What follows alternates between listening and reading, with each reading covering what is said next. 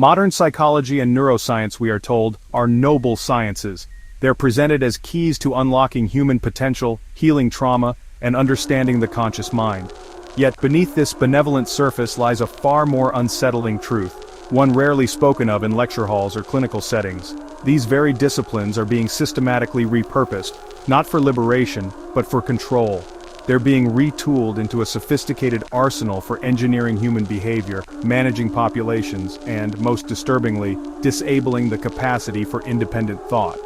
The central promise of therapy, to help one find oneself, is being inverted to ensure one finds the self that the system requires. This isn't a future dystopia, it's a present reality operating quietly in the background of our lives.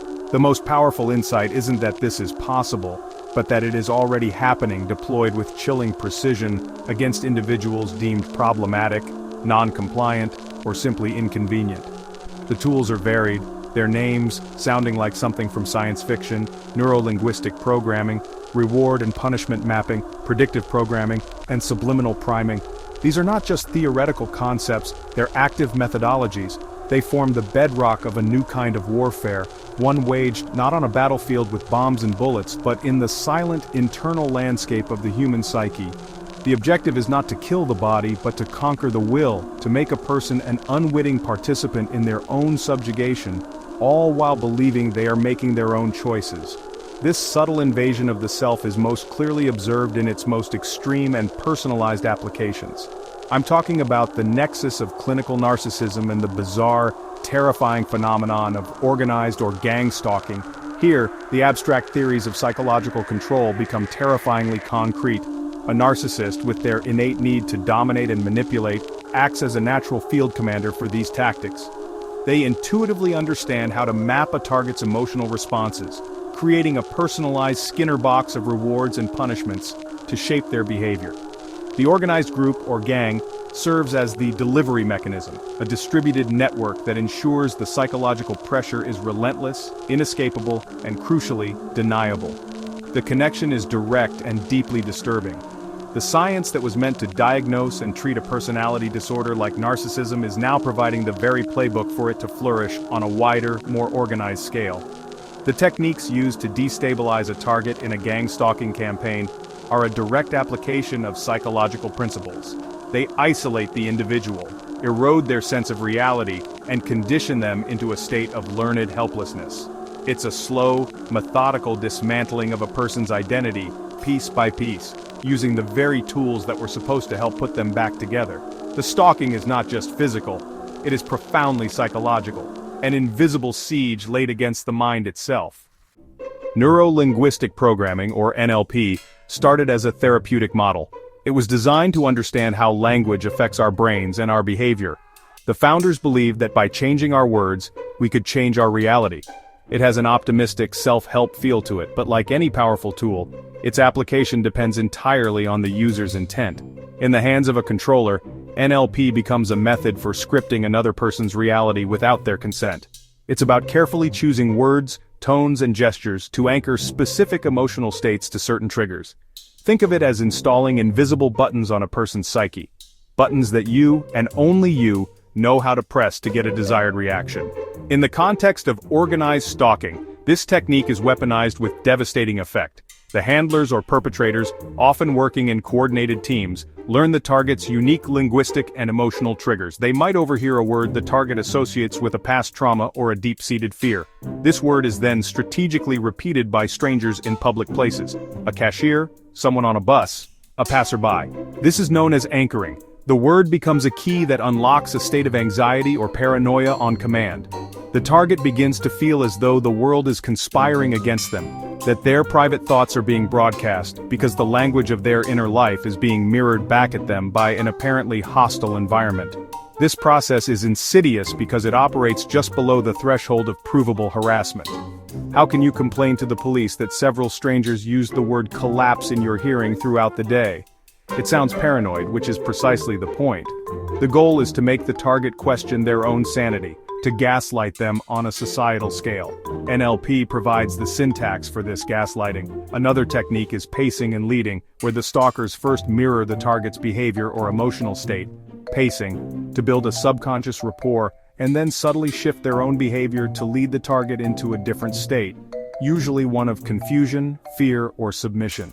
It's a constant, low-level psychological assault that erodes the boundary between self and other. The target's internal monologue is no longer their own. It becomes a feedback loop, contaminated by the scripts fed to them by their abusers. This is not about simple intimidation. It's a sophisticated form of reality hacking. The stalking is not just about being followed, it's about having your very thoughts and emotional responses systematically targeted and manipulated. The science of NLP, which promised to give people more control over their own lives, is twisted into a mechanism for taking that control away, turning the sanctuary of the mind into a prison scripted by an unseen tormentor. B.F. Skinner's work on operant conditioning is a cornerstone of behavioral psychology. He showed that behavior could be reliably shaped by a system of rewards and punishments.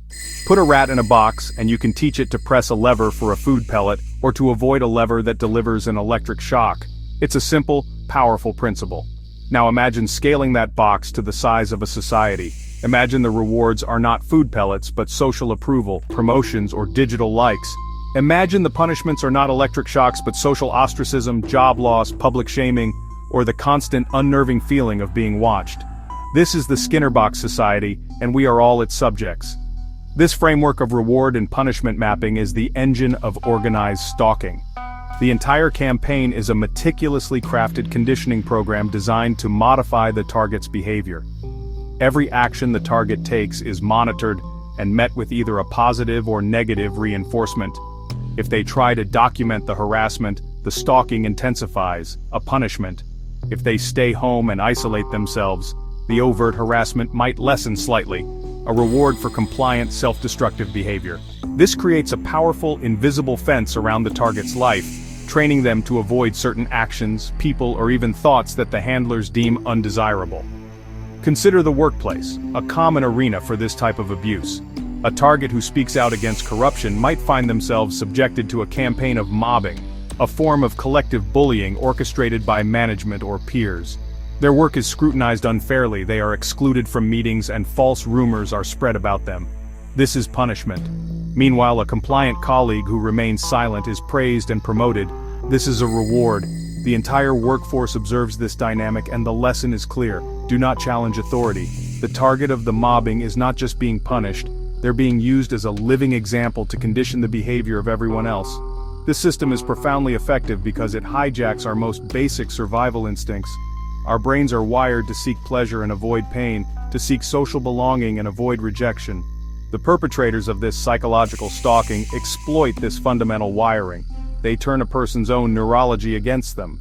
The target becomes trapped in a state of hypervigilance, constantly trying to decode the system, to figure out which actions will lead to pain and which will lead to a moment of peace. The stalking, in this sense, is a form of behavioral engineering, a cruel and personalized experiment to see if a human being can be conditioned into total submission, just like a rat in a cage. Predictive programming is a theory suggesting that mass media is used to introduce and normalize ideas and scenarios that will later become reality. It's about seeding the collective consciousness with a vision of the future, so that when that future arrives, the public is already psychologically prepared to accept it. It works by slowly desensitizing us to concepts that would otherwise be shocking or unacceptable, such as mass surveillance, loss of autonomy, or even widespread social control systems.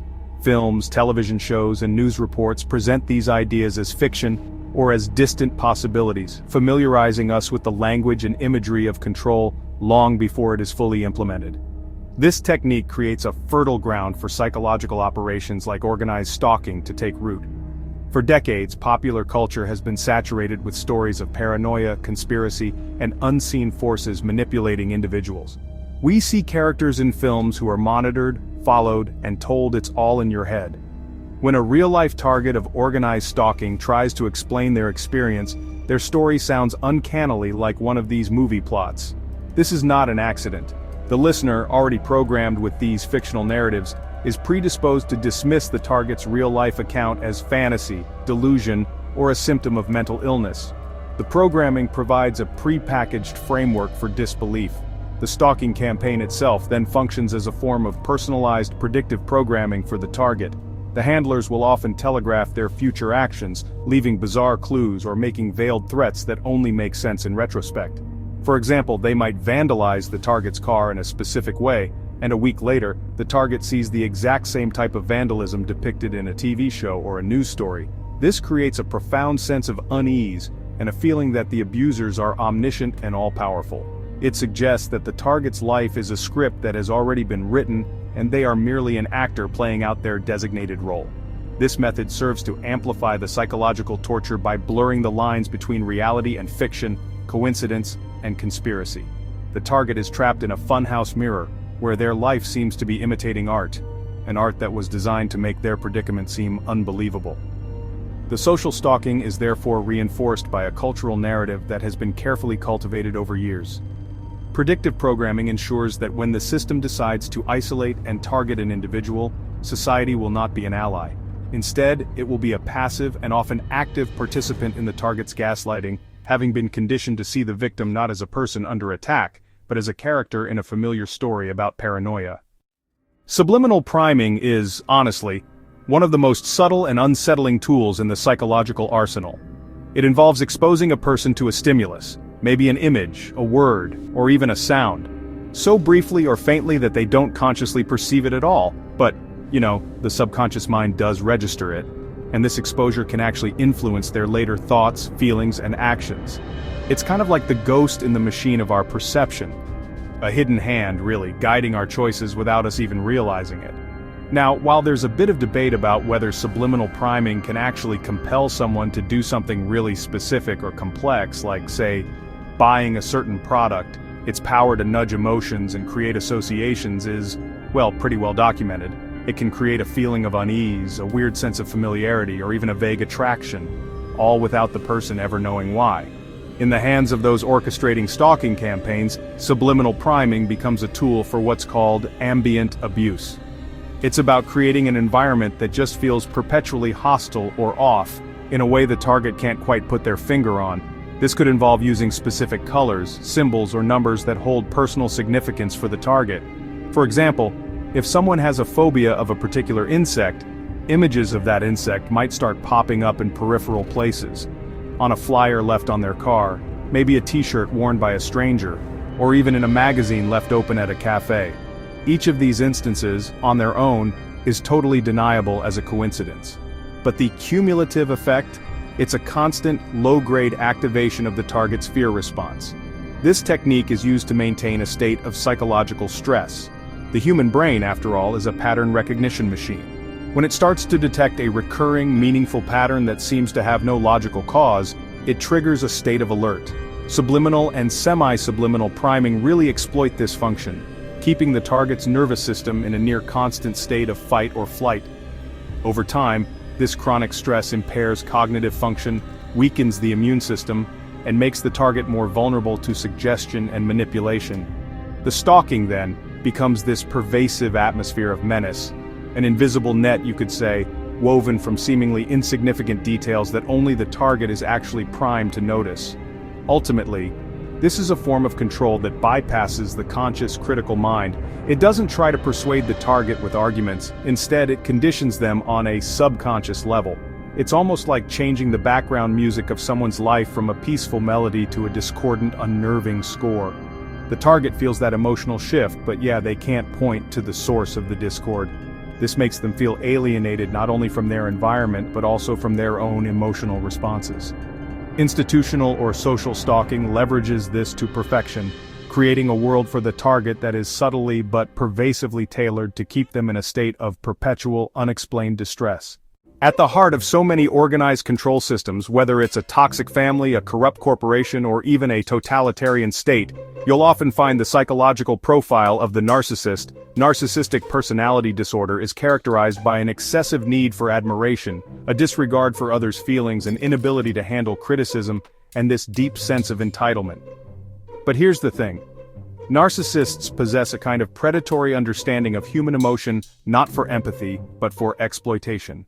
They see other people not as individuals with their own inner lives but more like objects, appliances, really to be used for their own gratification, supply, and self-regulation. They are, in a sense, the natural architects of psychological control. This profile provides the perfect blueprint for the dynamics of organized stalking.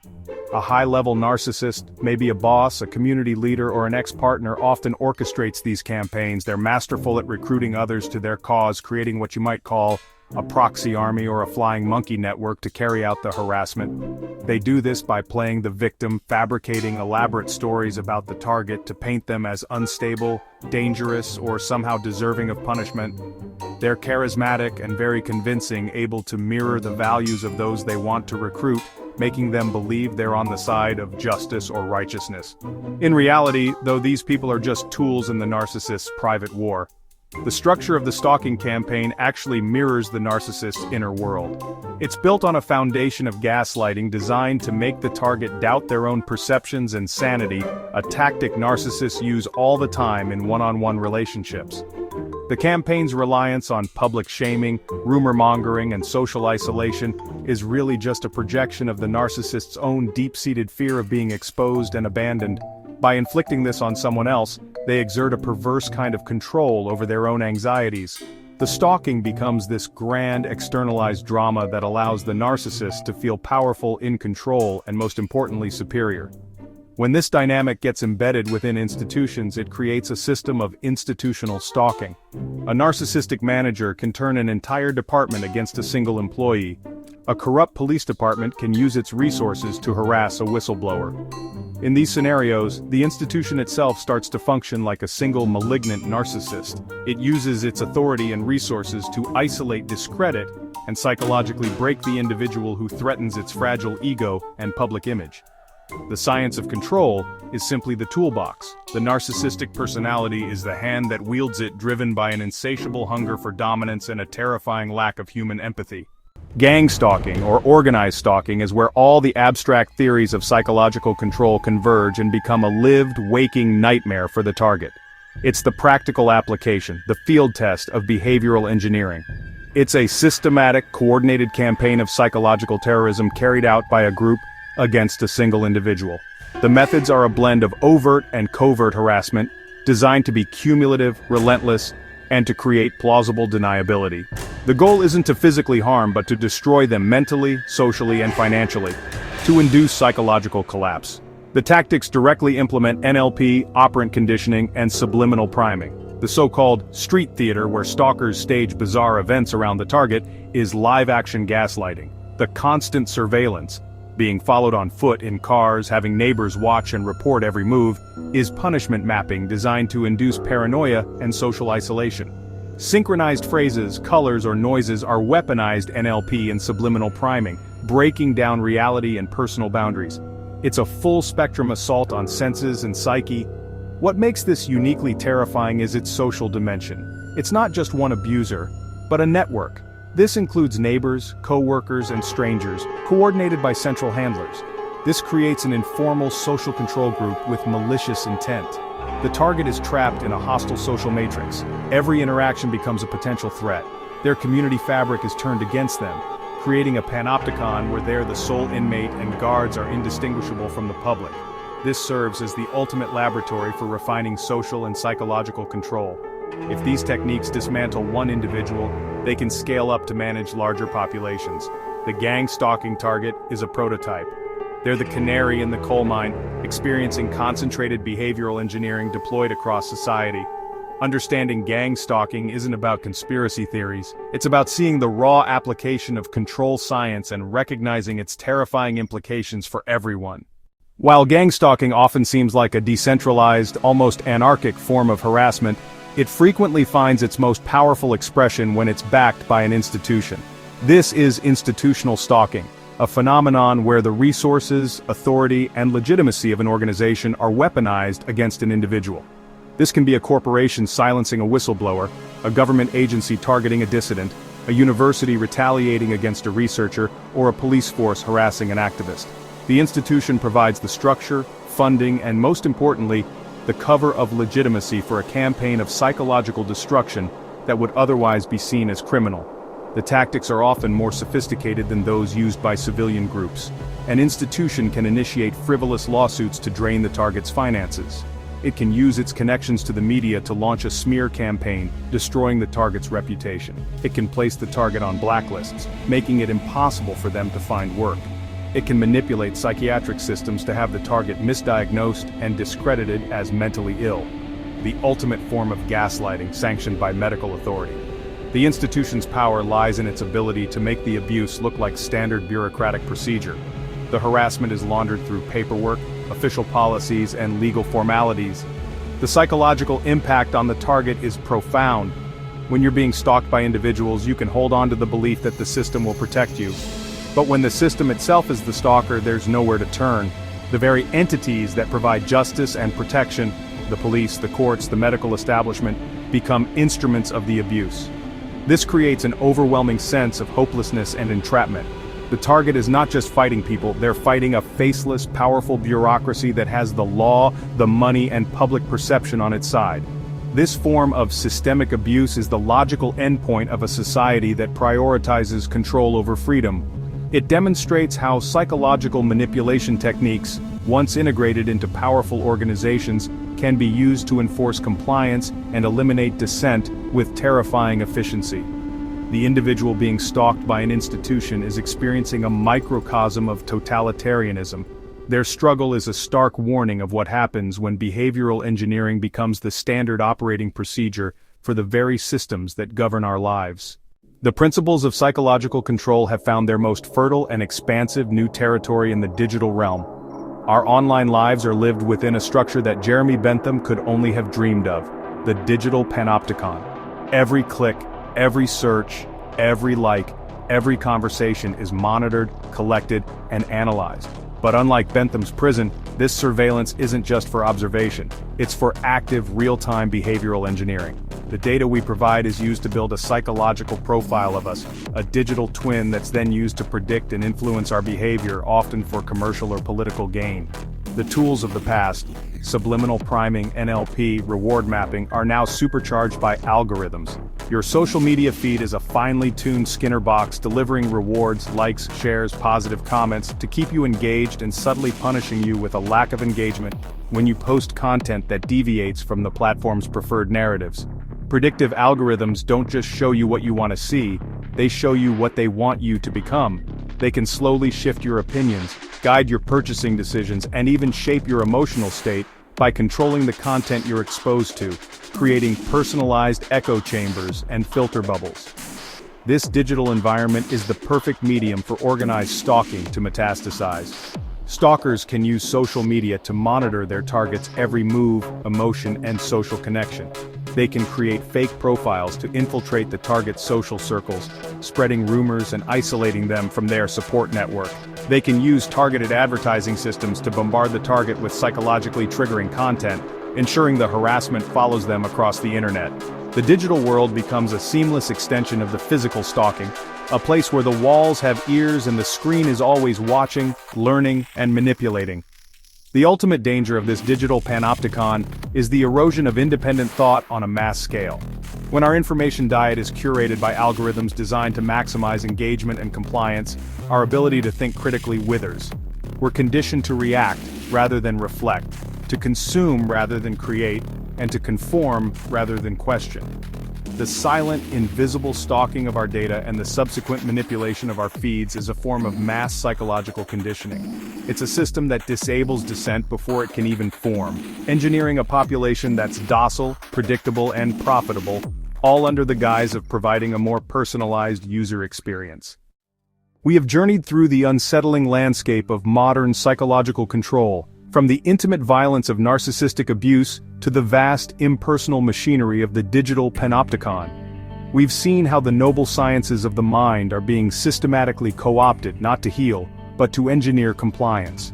The techniques are sophisticated, the applications are pervasive, and the intent is clear: to disable independent thought and enforce control.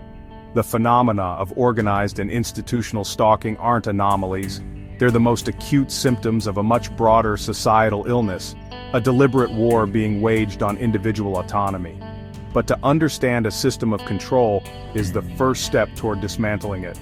The path forward is not one of despair, but of empowerment. The antidote to this psychological warfare is the cultivation of what we might call cognitive sovereignty, the unshakable ownership of your own mind. This begins with radical self-awareness. Learn to observe your thoughts and emotions without immediate judgment. Ask yourself, is this feeling mine, or has it been triggered? Is this thought original, or is it an echo of something I was fed? Developing this inner observer creates a buffer between stimulus and response, a space where you can choose how to react rather than being automatically conditioned. It is really the practice of mental martial arts. We must also become fiercely critical consumers of information. Question everything. Interrogate the narratives presented to us by media, by authorities, and by our social feeds. Seek out dissenting voices and alternative perspectives. Understand the basic principles of these psychological tactics so that you can recognize them when they're used on you or others. When you can name the technique, that's gaslighting, or that's an attempt to anchor a fear response, you rob it of its invisible power. You bring the unconscious manipulation into the light of conscious awareness, where it begins to wither. This isn't a battle you can fight alone. The very nature of these control tactics is to isolate the individual, to make them feel alone and powerless. The ultimate act of rebellion, therefore, is to build strong, authentic communities. Forge connections based on trust, honesty, and mutual respect. Support those who are being targeted. Listen to their stories without judgment.